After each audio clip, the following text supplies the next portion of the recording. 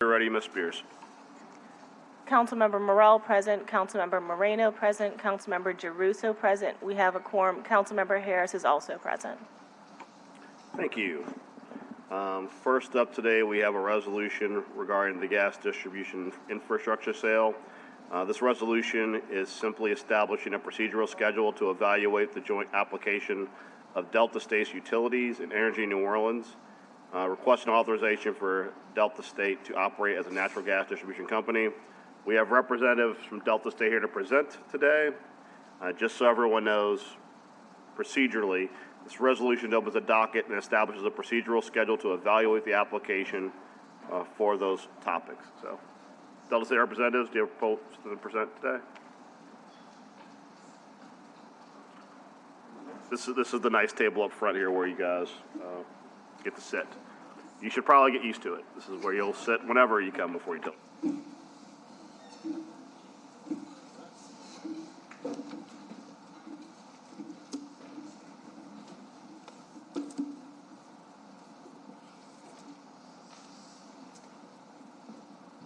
Is that guys? And that's it. All right.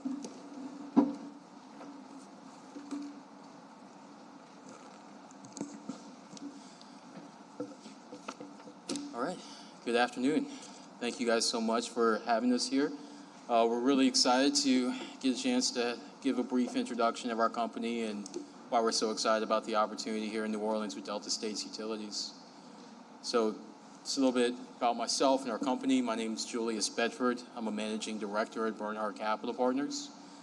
We are a Louisiana-based middle market private equity firm that focuses on building companies that provide services to essential services to critical pieces of infrastructure. And we do so from a very operational standpoint. I say that because our real heritage is in our principals and their former lives as principals, founder of the Shaw Group, a large industrial services company that was built up to over $6 billion global revenues before it sold to Chicago Bridge and Iron in 2013. That DNA, that more than 35 years of operating history has really informed our decisions in how we invest in companies and how we build companies, and most importantly, how those companies do work that benefits our communities that we work in and create positive, lasting impacts. So we've been very proud of the track record we've had in building communities in Louisiana specifically, even more so specifically in Baton Rouge, where my home office is based. And about a year and a half ago, we made a commitment to invest more, expand our investments in New Orleans as well. That's evidenced, as we'll kind of talk a little bit later in this deck, by us having celebrated earlier last year a new headquarters for one of our portfolio companies, United Utilities. That's an opportunity for us to not only move closer to some of our clientele, but to also provide an opportunity to expand our commitment to Louisiana jobs, bringing in about 141 high-paying jobs to New Orleans, on top of the more than 6,000 employees that we have here in Louisiana. So just to speak to what's on the page here, we've got 19 platform companies. We developed those in part by making 67 acquisitions. And we have 19,000 employees across our entire portfolio, direct employees. So we see ourselves as job creators, operators, and community members, and that's where we like to see and visualize our impact. So on the slide here is just a representation of some of our Louisiana-based portfolio companies. I'll touch on just a couple of these before diving in a little more specifically in United Utility on the next slide. Towards the upper right, Epic. This was a greenfield investment for us. It quite literally started with about a dozen people and a plot of land in Livingston Parish. And we've grown in that short amount of time, Epic, to being the number one in market share for specialized manufacturing fabrication of piping in the U.S. And we've done so by, again, investing in the communities in which we've located. That's evidenced in our investments in Louisiana in particular, both in the Livingston Parish facility, but also in the Lake Providence facility that we were really proud to bring jobs to both those communities in Louisiana through EPIC. I'll also mention here in the bottom left-hand corner, National Water Infrastructure. This is our Ascension Parish-based regulated wastewater utility. NWI's been in the business in Ascension Parish performing these services for nearly 30 years now. And just this past summer, we received a unanimous approval from the Louisiana Public Service Commission to go out and execute on a project to modernize and centralize and consolidate wastewater treatment infrastructure in the parish. And in doing so, removing roughly 3.5 million gallons per day of effluent out of local and parish waterways and making those waterways more accessible for recreational use, creating those environmental benefits, and lastly, providing an enhancement to the backbone in Ascension Parish for further economic development. So we're really proud of the work we've done in both those and in all of the Louisiana-based portfolio companies that are represented on this page here. Specific with United Utility, as I mentioned, we just moved the headquarters of United Utility to just an address down the street here at Boyders earlier last year. United Utility, this company that's been around for about 7 years. In that short amount of time, we've built it up to be the 5th largest service provider for regulated utilities in the transmission and distribution space in the U.S. So again, that was us taking a look at how can we provide the essential services that are going to go into the critical infrastructure that supports our communities. And we're happy to do so here based in Louisiana, where we feel like the state has a very strong track record of being a leader in energy and innovation. So we're really happy to serve through United Utility, regulate utilities across the nation, but we're especially proud to be able to do so from here in New Orleans. So that's all we were going to give just as a brief introduction to Bernhardt Capital Partners. I'd like to turn things over to my colleague Ryan King here to talk more in detail about the Delta States Utilities opportunity. Good afternoon. I'm Ryan King on behalf of Delta States Utilities. I work with Julius, and on this transaction, I'm specifically more involved in the regulatory aspects. To start off, we appreciate you allowing us to be here today to give kind of a brief background of our company, as well as a few details about the proposed transaction, and we'll talk through a brief timeline of what we think this looks like moving forward. So initially, just an overall summary of the transaction that's part of this proposal that's before you. Delta States Utilities is proposing and has entered an agreement with Energy New Orleans to purchase their New Orleans gas system. That portion is jurisdictional to the New Orleans Council, and it represents service to approximately 110,000 customers in New Orleans. In a parallel transaction, we're also proposing to purchase the Baton Rouge system from Energy, which is subject to the jurisdiction of the Public Service Commission. So the matter before you today is that New Orleans piece. It's the 110,000 customers in this service area. We'll start with a few of the benefits of the transaction. We are a brand new public utility company, and we want to locate our headquarters in New Orleans for the entire Delta States Utilities enterprise. And we're also going to add about 100 jobs to take over the shared services portion that will be retained by Energy.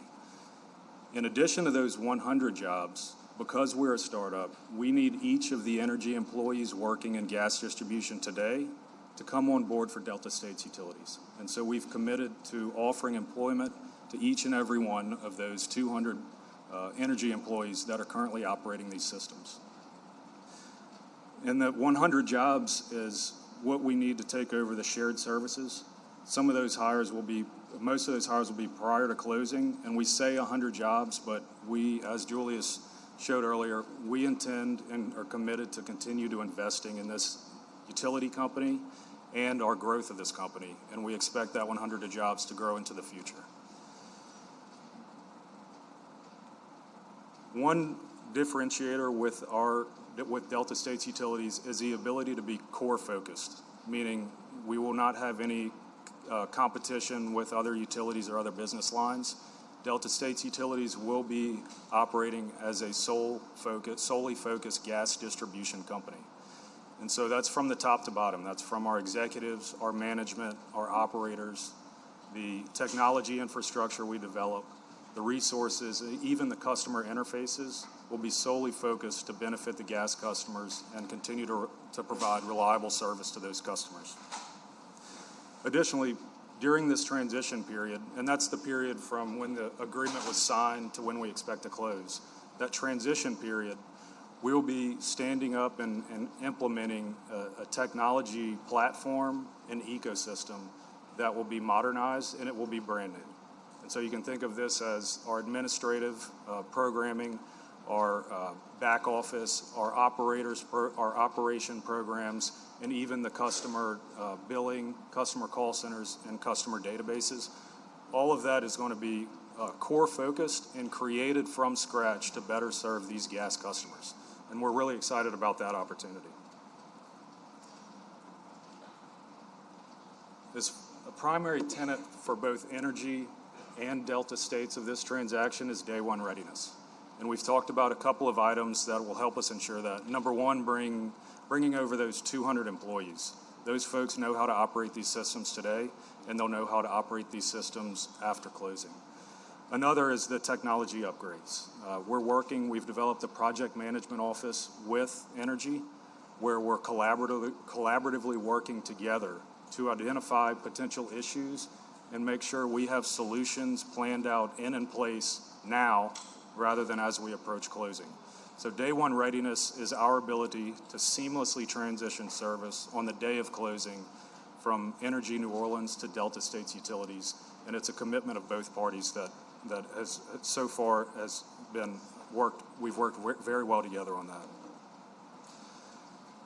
Delta States Utilities, as part of this proposal, is not requesting any changes to the rate schedules or riders currently in place. We're simply requesting to step into the shoes of Energy and continue under their existing rate schedules and riders. And part of that commitment is to also continue the commitment under the GERP and IM improvement plans so that we're sure we maintain the integrity of these systems moving forward. Next, I'll touch on a proposed timeline of how we see this process moving forward. As noted, the agreement was signed on October 28th, and then on December 11th, we filed both applications, one with the Public Service Commission and one with the New Orleans Council. This dark green bar represents what we see as the regulatory process, and we're hopeful to achieve a regulatory approval by the end of 2024, and that's kind of where that dark green bar ends. And then after that approval process, we get into a 6-month period where we're really focused on kind of dotting the I's, crossing the T's on our technology upgrades. We're doing final testing, and we're starting to onboard folks to ensure that day one readiness. So from an operational perspective, the initial phase was putting together our transition team and starting to work through resources to help with this technology investment. Since that time, we've worked towards onboarding leadership and really planning out our leadership team and how that looks moving forward. And then in the interim, this regulatory period, we're really onboarding key resources. These are the folks that are subject matter experts in the various pieces of this utility business. We really start to onboard those shared services folks. A lot of this is that 100 new employees towards the end of that regulatory approval process. And these shared services folks we can hire at that time because they won't currently be employed by Energy. So we have about 6 months that we can onboard them and get them up to date with the new upgrades, the new systems. And then finally, in that last 6-month process, towards the latter part, we start the employee onboarding activities with the current Energy employees. And this gives us a couple of months to train them. They're still going to be working with Energy during this process, but it's a couple of months to train them on the new systems and new technology. And again, this is to ensure we can achieve that day one readiness standard. So this is we briefly touched on a few of these, but the current activities, we're finalizing budgets and scope for the technology systems and IT systems. We're working with Energy on our project management office, and we're issue spotting and developing solutions to achieve that day one readiness standard. We're completing onboarding of key resources and developing our plan for our strategic company executive leadership. And we're working through the regulatory processes with both the Public Service Commission and the New Orleans Council. And we're continuing, lastly and probably very importantly, continuing to work with Energy to update the employees that are there today to make sure that they are updated as how this transaction is moving along and the expectations. That really is the end of the presentation. I think we are excited that this opportunity to continue to invest in New Orleans businesses and the New Orleans and be a new New Orleans business, a plan to be growing New Orleans business. We're excited to work with the council, Kiro staff, and the advisors to come up with a solution that can benefit both the gas customers, the citizens of New Orleans, and the citizens of Louisiana. So we really appreciate your time, and we really look forward to working with you all into the future. Thank you. Councilmember Thomas. First of all, thank you for your presentation, and congratulations to your business and your partners for wanting to venture into an area where we see very few local and diverse companies involved. You mentioned the word grow a few times. Grow how? And is it growth just in gas, or is it growth in other areas of resiliency? Yeah, as Ryan noted, Delta States Utility is a committed gas utility company. And when we speak of growth, we speak of growing opportunities in that sector specifically. As Ryan mentioned, and what we're going to be building up, it's going to be built up to have the minimum viable product that's needed today, right? So that we're mindful of not adding costs where costs don't need to be added, but it's going to have the backbone to be able to handle and have the capacity for future growth, future additions, continued investment in the infrastructure here. Solely in gas? Solely in gas, yes. Okay, yeah, I asked that question because when I leave here in a few minutes, I've talked to 3 universities, Xavier, Dillard, and Southern. They're doing a joint thing today, and I want to talk to them about growth and opportunities. What about diversity, right? Especially in the field of utilities. There are very few African Americans, women, and other minority groups involved. If you're going to establish yourself in that market, what does the company look like? How do you grow in those areas? Or what are y'all intentions? Or are you already planning that level of diversity already? Yeah, no, absolutely. We understand representation is incredibly important. We are still developing the specific plans for Delta States Utilities and what those policies are going to look like. But I think it's been a positive shift generally in the utility industry where these programs are being implemented, they're being demanded, as part of how you better serve your community and maybe making sure you're creating spaces to have leaders in your organization that represent the communities around it. So that's a commitment, something we talk about all the time across all our portfolio companies. We're building out those policies now for DSU. And so my last point is growth, diversity, and now locally. When you look at the disparities, economic and socially here, many of our ethnic groups, including African Americans, the gap has widened post-Katrina. And we see you guys in an emergency industry where hopefully you make money. What about local participation? I just left a tour with the Vietnamese scientist who actually grew up in New Orleans East and is from New Orleans. And we were fortunate enough to be able to capture and keep him here. Are y'all looking at our local talent as you grow and as you provide opportunity and as you diversify? Yeah, absolutely. That's part of the commitment. This is pretty personal for me. I know my first internship out of school was with a different large integrated utility system, and there just happened to be a brother there who my family knew, who created an opportunity for me to intern there. And at the end of the internship, it went really well. It really kind of changed the trajectory of where I wanted to continue to study in college. And what he said that stuck to me was, hey, I've been trying to create programs like this, but they keep telling me there aren't candidates available. And I know that's not true.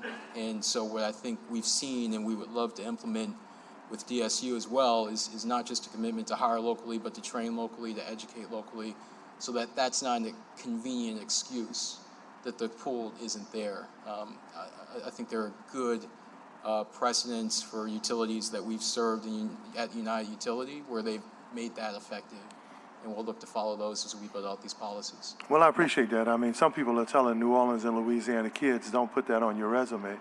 Make them think you're from somewhere else. You might have a better chance. So good luck to you guys. I think it's an opportunity to participate in growing an industry that's dominated by, the same old companies, and I look forward to seeing what happens. Thank you. Appreciate it. Thank you. Councilmember Druso. I also apologize because I got to step out at 1:30, so I'm going to ask some quick questions.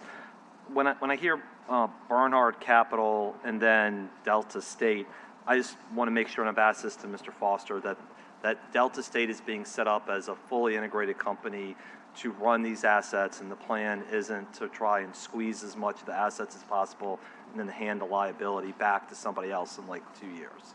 Yeah, DSU is absolutely going to be a standalone entity. It's the model we follow across all of our portfolio companies. We set them up as individual platform investments. Okay, and I guess another way of asking is the plan then of DSU to stay in the market and be a standalone company for as long as feasible? Yes. Okay. You mentioned also that other parishes have different, I guess, entities who are doing some of this. Do they also have two bills? I know that sounds like a simple issue, but given all the sewage and water board bills that we have to deal with, adding another one into the mix makes us a little nervous. So I just kind of wanted to see how that's been dealt with in other places, whether inside Louisiana or out. Yeah, no, that's a great question. Ron, do you want maybe talk about how we handle that with NWI? Yeah, so there is precedent for multiple utilities being on the same bill, and a lot of times it's a sewer and a water company.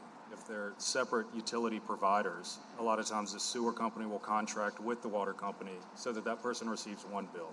And like you said, we understand a lot of these folks have received the same bill from Energy for 30, 40, 50 years.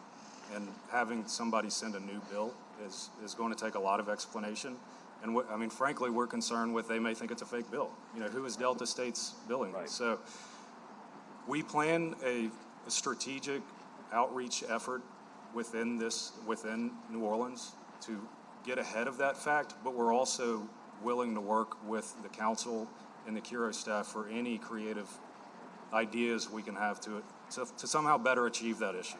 You sort of nailed exactly where I was headed. New Orleanians still sometimes call it NOPSI, right? So we're still dealing with that. We thought about naming it NOPSI just so it wouldn't and B, I think the idea of trying to integrate it into a single bill or platform makes a lot of sense. I realize that may present some strategic financial challenges, but if that could be integrated, I think it'd be great. And then if you could just spend a minute talking about, you hinted at it, but customer outreach, responsiveness, I think is always the last issue that customers are concerned about, and just how you all plan on tackling that both in the explanation process and moving forward. Yeah, Please. No, so initially, and that's that last 6-month period, and I'm going to be a little bit more detailed initially, and Right. I'll step back a little bit. Initially, that last 6-month period is when we really plan to be out and about in the public in New Orleans, and that's to explain who we are, explain the process, explain the differences in the billing. Once we get to that closing date, we're going to continue that. We're going to continue to invest in different community projects and programs, but we're also going to be more, and this goes back to kind of that technology upgrade. These are factors, and we appreciate, and Councilwoman Moreno has given us similar notes, that the customer outreach, customer communication is one of the most important things that we really need to be considering. And so as we develop this infrastructure for our technology back end, a lot of those features we're integrating from the front end so that we don't have to go back and try to add them down the road. And we expect a lot better ability to communicate with customers and to maintain that constant contact, as well as to update them on issues and problems that we see. That sounds great. I know Councilmember Harris and others, Councilmember King sometimes host community meetings, and also we're happy to help as well if you're looking for how do we get the biggest bang on our buck for sort of neighborhood organizations, where does it make the most sense to try and touch the most amount of people. I think all the district council members will want to work with you. Absolutely. Thank you all very much. Thank you.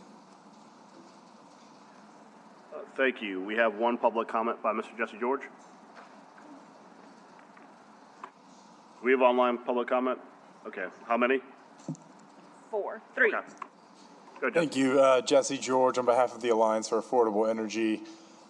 We appreciate the council opening this docket and the chance to participate. The idea of Entergy focusing solely on electricity service is appealing as New Orleanians continue to struggle with reliability issues.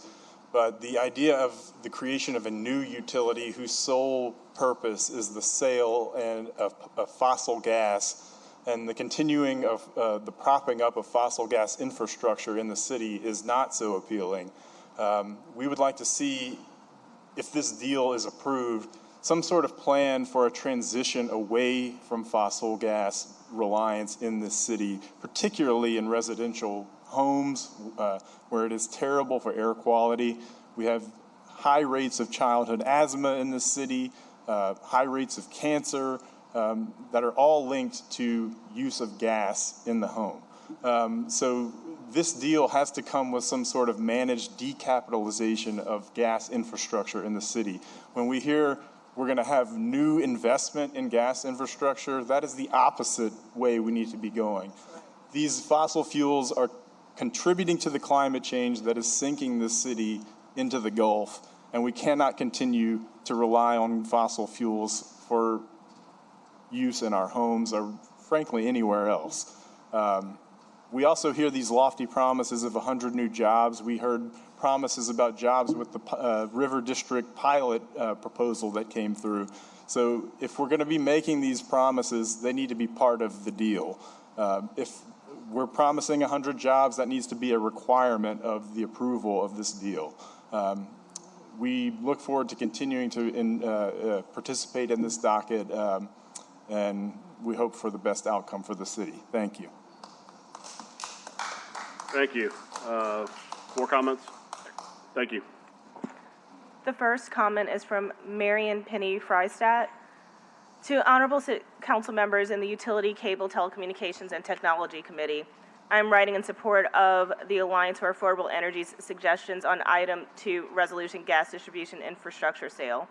While the Alliance and I support E&O focusing on providing a reliable electric service, we have concerns about the creation of a new company, DeltaStatesUtilities.com, whose sole purpose is to sell fossil gas.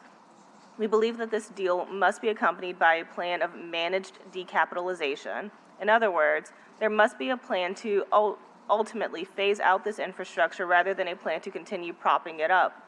Also, in the executive session, sorry, Councilmember, that's for another agenda item. Sarah Bodenstein. While I support Entergy New Orleans focusing on providing reliable electric service, I have concerns about the creation of a new company whose sole purpose is to sell fossil fuels as gas. I believe that this deal must be accompanied by a plan of managed decapitalization. In other words, there must be a plan to ultimately phase out the infrastructure rather than a plan to continue propping it up. Fossil fuels are one of the main drivers of climate change, an impending disaster that will disproportionately affect Louisiana and its citizens. The last comment is from Jonathan Anthony Roberts. As a devoted resident of District E, my primary concern lies with the welfare of our community. With the DSU's proposed sale, I respectfully ask, how will this sale ensure the provision of reliable, affordable, and environmentally sustainable gas service for our district? It's crucial that our community's needs guide the decision, and I trust the committee will prioritize these aspects for the enduring benefit of District E. Those are all the comments. Thank you. I see no further comments. I'll entertain I'll move to forward this resolution to the full council. Once again, for those of you watching in TV land, this is simply to open the procedural schedule to review the application. Council member, to clarify, this is on the agenda for Thursday's council meeting. Yes, sorry. Thank you. I need one more vote. Where is? All right. Grab me a member.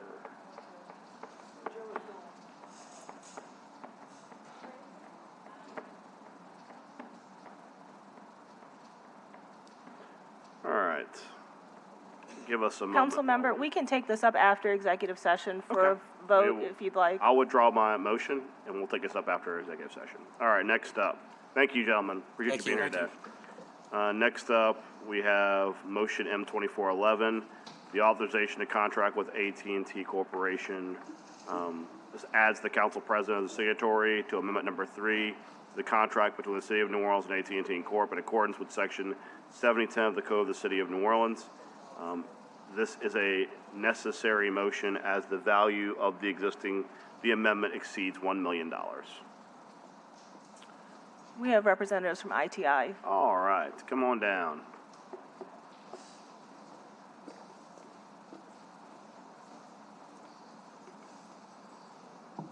Good afternoon, council members. I'm Kim LeGroux from ITI. I'm the IT director. The AT&T contract was executed in 2018. It was originally signed as a 3-year agreement with 3 one-year amendments. We have now crossed the $1 million threshold for this contract, so it comes before you for approval. The AT&T contract provides all voice and digital services to the city's agencies. Our infrastructure supports about 120 sites at this point. Many of those have traditional telephone lines in elevators, fax machines, and other types of voice services that we support and continue to provide. This contract extends, or this amendment extends that contract so those services can be provided.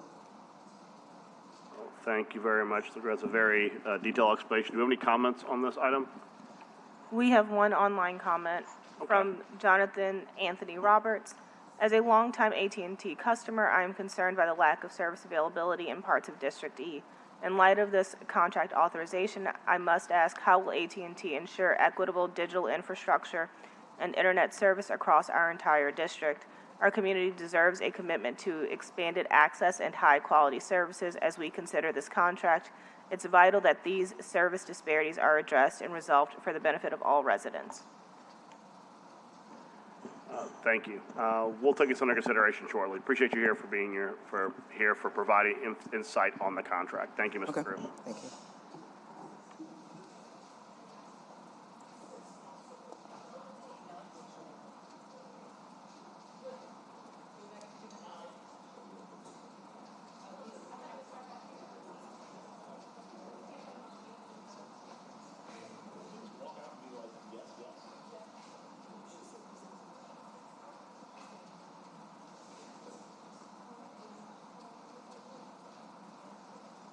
We have a last-minute comment card. Would you like to speak to Ms. Ford real quickly?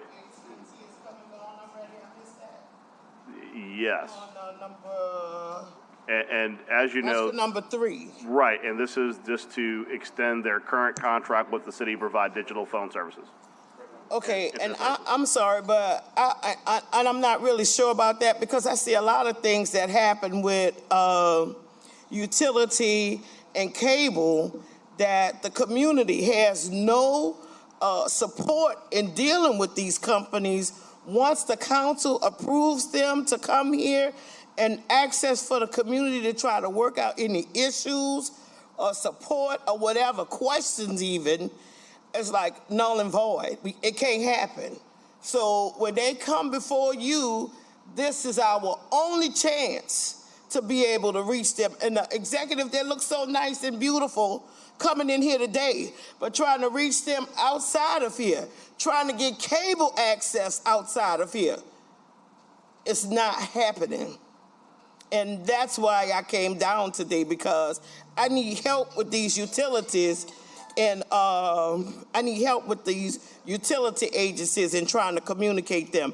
And it's not fair that we have to come to you guys to ask you to communicate to them when they need to be accessible to the community. We got 1 million people here in the city of New Orleans.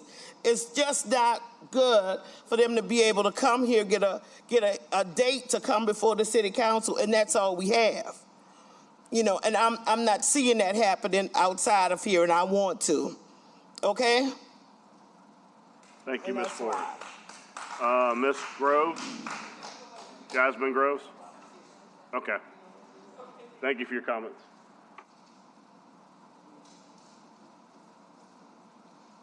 Yeah, it is. Yeah, it is. That's okay. Here, I'll be here for the next utility meeting, and we'll see how it goes then. Because I'll be back every utility meeting. Trying to reach them after we leave out of here, it don't happen. What?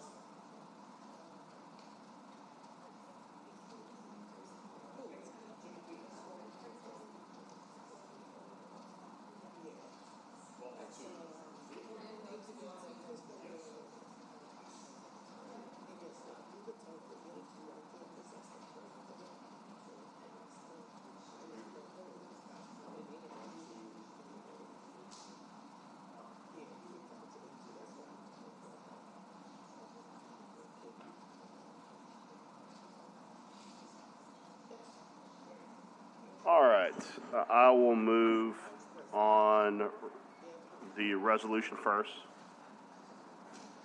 Ms. Spears. All right, please vote your machines. 3 yeas, no nays. The resolution is adopted and forwarded to the full council. Next up, we have motion M2411. I will move.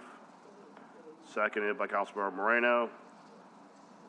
3 yeas, no nays. That'll be forwarded to the full council. And last, I move that we enter executive session to discuss ongoing Councilmember, litigation. we have to continue Ms. Freidstad's comment regarding executive session. Okay. She just says, in the executive session around the ongoing litigation at FERC, around Grand Gulf Nuclear Station, we want to encourage the council to stand strong in holding out for every dollar Entergy owes us. Thank you.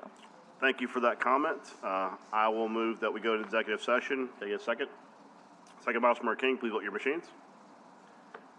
3 yeas, no nays. We are going to executive session. Thank you.